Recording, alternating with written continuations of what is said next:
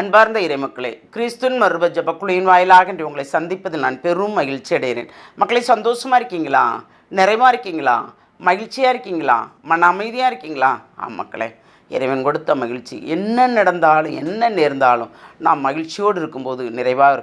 யாருக்கு துன்பம் இல்லை, யாருக்கு துயரம் இல்லை, யாருக்கு நோய் இல்லை, யாருக்கு நொடி இல்லை, யாருக்கு செலவில்லை, எல்லாருக்குமே எல்லாமே உண்டு. எல்லாருமே நல்லா இருக்காமா? இல்லை. எல்லாருமே கெட்டு போனோமா? இல்லை. அப்போ இறை திட்டம்னு ஒன்று இருக்கும் அல்லவா?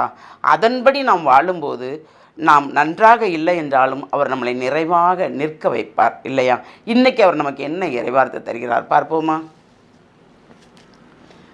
நீதிமொழிகள் நூல் அதிகாரம் 8 இறை வார்த்தை 18 21 முடிய. என்னிடம் செல்வமும் மேன்மையும் அழியா பொருளும் அனைத்து நலமும் உண்டு. என்னை அடைந்தவர்கள் பெறும் பயன் பசும் பொன்னை விட சிறந்தது. என்னை அடைந்தவர்களுக்கு கிடைக்கும் விளைச்சல் தூய வெள்ளியை விட மேலானது. நான் நேர்மையான வழியை பின்பற்றுகிறேன். என் பாதை முறையான பாதை. என் மீது அன்பு கூறுவோருக்கு செல்வம் வழங்குகின்றேன்.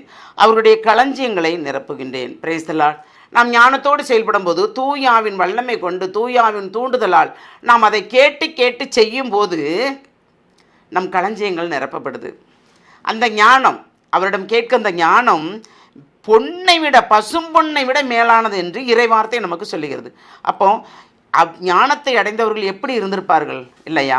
அதனால்தானே இறைவார்த்தையை அந்த காலத்திலே நிறைவாக எழுதியிருக்கிறார்கள். நாம் எப்படி இருப்போம் என்பதை அறிந்து ஞானத்தால் செயல்பட வேண்டும் என்று நினைத்து நமக்காகவே கொடுத்த வார்த்தை போல் இருக்கிறது. தான் தோன்றித்தனமாக வாழாதவாறு நாம் ஞானத்தோடு செயல்படும்படியும் நம் பிள்ளைகளை நம் சந்ததிகளை அனைவரையுமே நாம் நிறைவாக ஞானத்தோடு வளர்க்கும்படியும் அறியாத தெரியாத அனைத்துமே பிள்ளைகளுக்கு விளக்கி கூறும்படியும் ஆண்டவர் நம்மளை ஒவ்வொரு கருவியாக ஏற்படுத்துகிறார் இல்லையா? நாம் எப்படி இருக்கிறோம்? கடவுளுக்கு உகந்த வாழ்க்கையை வாழ்ந்து கொண்டு இருக்கிறோமா, இல்லை கடவுளுக்கு உகங்காத வாழ்க்கையை நாம் வாழ்கிறோமா? நேர்மையான வழியை பின்பற்றும் போது நாம் செல்லுகின்ற பாதை நிறைவான பாதை, முறையான பாதையாக இருக்கும். நேர்மையான வழி செல்லாமல் இருந்தால் அது முறைகேடாக இருக்கும். அதான் இறைவன் மீது ஞானத்தின் மீது அன்பு கூறுவோருக்கு செல்வம் வழங்குகின்றேன், அவருடைய களஞ்சியங்கள் நிரம்புகின்றன. இந்த ஞானத்தோடு நாம் கேட்கின்ற அனைத்து காரியங்களுக்குமே இறைவன் நம்மளை நிறைவாக ஆசீர்வதிக்கிறார். எதை கேட்டு அவர் நமக்கு தரவில்லை? எல்லாமே அவர் நமக்கு தருகிறார் இல்லையா? ஞானத்தோடு கேட்டாலும் தருகிறாள், நாம் முறைப்பாடோடு கேட்டாலும் தருகிறாள், புலம்பலோடு கேட்டாலும் தருகிறார். ஆனால் நமக்கு எப்பொழுதுமே புலம்பலாகத்தானே இருக்கிறது. நம் புலம்பலை நிறுத்தி உம்முடைய திட்டம் உம்முடைய சித்தம் என்னில் நிறைவேற்றும் என்று சொல்லி பார்ப்போமே.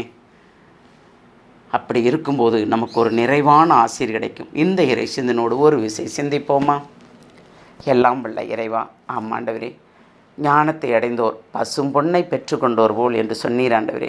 அதுபோல் நாங்களும் நிறைவான ஞானத்தை பெற்று இதுகால் வரைக்கும் மறைகுறையாக இருந்தது அனைத்தையும் விட்டு முழுமையான ஞானத்தை கண்டடையும்படி தேவர் நீர் எங்களை வழிநடத்துகிறீரே, அதற்கு நன்றி ஆண்டவரே.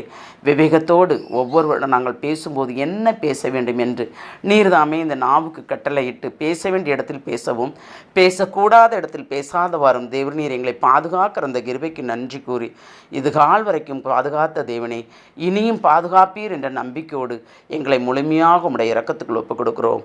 எங்கள் ஜெபம் கேட்கும் நல்ல பிதாவே. ஆமேன், ஆமேன், ஆமேன்.